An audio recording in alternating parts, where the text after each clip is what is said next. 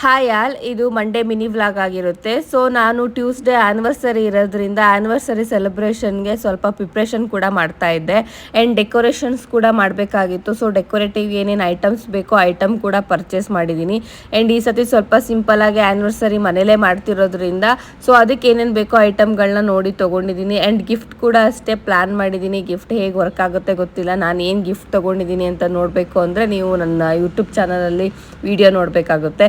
And ಹಿಂದಿನ ದಿನ friend ಮನೆಗೆ ಕೂಡ ಹೋಗಿದ್ವಿ. ಸೊ ಅವ್ರ ಮನೆಯಿಂದ ಹಲಸಿನ ಹಣ್ಣು ಕೂಡ ತೊಗೊಂಡು ಬಂದಿದ್ವಿ. ಅದೇ ಹಲಸಿನ ಹಣ್ಣನ್ನ ಯೂಸ್ ಮಾಡಿಕೊಂಡು ಒಂದು ಹೆಲ್ದಿಯಾದ ಮತ್ತು ತುಂಬ ಕ್ವಿಕ್ಕಾಗಿ ಕಡಿಮೆ ಐಟಮ್ಗಳನ್ನ ಯೂಸ್ ಮಾಡಿಬಿಟ್ಟು ಹೇಗೆ ಒಂದು ಐಸ್ ಕ್ರೀಮ್ನ ಪ್ರಿಪೇರ್ ಮಾಡೋದು ಅಂತ ಹೇಳಿಬಿಟ್ಟು ವಿಡಿಯೋ ಕೂಡ ಅಪ್ಲೋಡ್ ಮಾಡಿದ್ದೀನಿ. ಆ್ಯಂಡ್ ಕ್ಯಾನೋಪಿ ಪ್ಲ್ಯಾನ್ ಮಾಡ್ತಾ ಇದ್ದೀನಿ. ಕ್ಯಾನೋಪಿ ಡಿಸೈನಲ್ಲಿ ಈ ಸತಿ ಸೆಲೆಬ್ರೇಷನ್ ಮಾಡೋಣ ಅಂತ.